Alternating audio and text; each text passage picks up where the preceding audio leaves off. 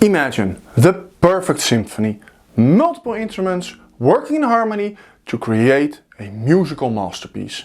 No matter how good the musicians, if there is no harmony, it will become hard to enjoy the music. The same logic applies to Bardsung, a very ambitious dungeon crawler from Steamforges Games. What should have been a masterpiece was rather an unbalanced game that was sluggish and repetitive due to all the same encounters. Fortunately, Steamforges Games is back with a new campaign for Bardsung. The question is if they listened to their community and fixed the game. Let's find out in this GameFound preview.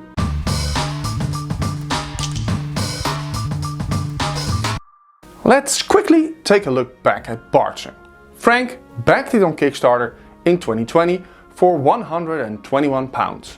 Steamforges Games claimed that the game would be received in 2022 by backers, and this was true. Bardsung is a cooperative dungeon crawler campaign for 1 to 5 players.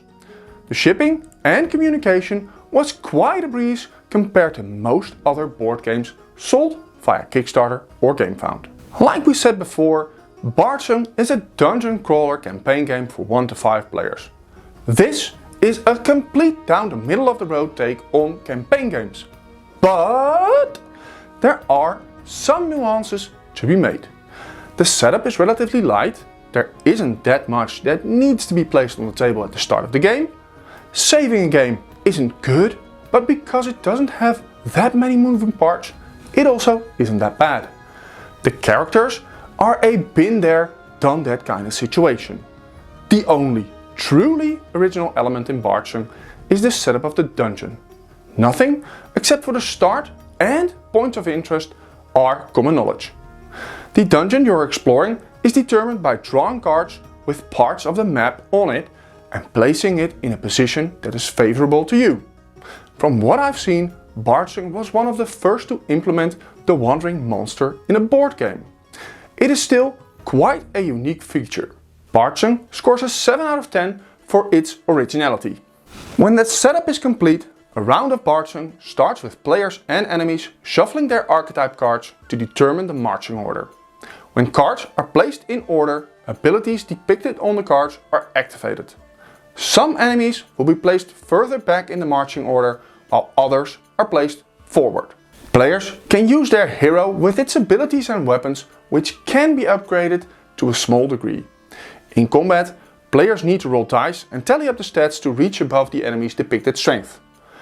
Players can use Fate, a resource depicted on the die, as well as stored Fate on the edge of the map to make their attacks critical. This sounds very strong, and it can be, but it just means that you look at the critical part of your weapon instead of the normal part. Enemies don't die instantly if you've reached their strength threshold. From a normal attack, enemies get a light wound, a wound marker is then placed on them, and if they receive a second, they usually die. Or they are flipped to the more ferocious state, now they are truly out to get your blood. Exploring the dungeon can be quite fun and challenging. The wandering monster can be a hit and miss kind of thing. Sometimes they are really scary, and sometimes you just roll great and it's always the wind. The reward system is a pain in the ass. This game is a real grind fest, and you need to like that. Okay, a small trigger warning. Story-wise, it reminds me a lot of Gloomhaven. Big fights and a small snippet of storyline. The gameplay scores a 7 out of 10. So the design of Bardsung is okay-ish. The quality of the heroes isn't bad, but it also isn't stunning. You have these great looking big and bigger enemy minis, but they don't come to the table that often. The normal enemy figures who you are battling most of the time are just average. You have more than a handful, but there is little diversity in their posture. The design of the cards that represent your heroes and enemies are also a typical average art design. The small cards that represent your hero and its equipment are a copy of Zombicide. Where in Zombicide the stats are clear, in Bardsung the stats are clear too. But on the back is text that is so small in print that it's hard to read. The design of the tiles is good and bad at the same time. The hexes on the tiles are naturally integrated in the art design, but we did have trouble sometimes finding the right tile corresponding to the art depicted on the card. We believe one or two were mirrored compared to the tile. The freestyle dungeon is of course part of the design and a strong plus. On the side of the board are certain resources that can be used during the game to boost up your health or use a secret passage. This is a great feature and isn't just a gimmick. The design also scores a 7 out of 10. So now we're hitting on replayability, and we played Bardsung more than a couple of missions. The setup of Bardsung is pretty fast and thus you can start playing rather quickly. This is a plus on the replayability scale. The dungeon structure, being sandboxy, does wear off quite quickly. Why? Well, there aren't that many extra tiles to be mixed in the game. This means that if you have trouble exiting the dungeon, you have a big chance of using most of the tiles. This means that after a while you've seen them all and thus there is nothing new to explore. After finishing a dungeon, the rewards are usually just enough to heal up and start without too many resources having been drained. But this also means that you really have to grind to level up your characters. And as mentioned before, character development definitely is not something Bardsung shines in. There is great potential in Bardsung, but it never really managed to shine.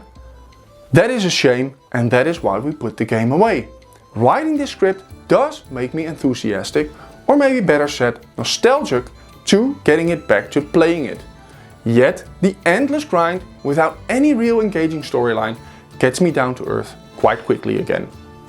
I'll rate replayability at a 6 out of 10, but the first rounds would definitely score higher. All in all, a 7- for a game of around $150 is definitely not impressive. Now, this video is supposed to be about Bardsung, Tale of the Forsaken Glade. Steamforges Games tells us the gameplay has been remastered, and we'll get to that shortly. Let's quickly go back over the chapters Originality, Gameplay, Design and Replayability. Tests are now added into the game. Of course, we haven't played Bardsung Tale of the Forsaken Glade. We don't believe Bardsung needs this element. It is a distraction from the battling that is the heart of the game. Yet, not many dungeon crawler games have tests, so to a degree you can say it is original. So would be a car with a swimming pool. They both suffer from the same thing. Sure, it's cool, but its purpose isn't clear. Steamforges Games says the gameplay has been remastered, and you can see that there is a giant tweak. Normally, when exploring a new tile, you only discover one new tile. With Bardsung, Tales of the Forsaken Glade, that ends. You now discover a clearing and its branching paths. On those branching paths, enemies spawn just as in the clearing. Now you don't only face the enemies in one room, but in multiple. This helps create more tension in the game. The art on the tiles is a mere shadow of the original Bardsung. The hexes are clearly not integrated in the art of the tile, and this could just as well have been a tile out of Zombicide. I do like the design of the ability cards of the players, as well as the fact that players now have attack and ability options to choose from. Extra basic enemy types have been added into the design of the game. This helps create more variety and thus replayability. With the big and small changes to the overall design, Steamforges Games has definitely listened to their community.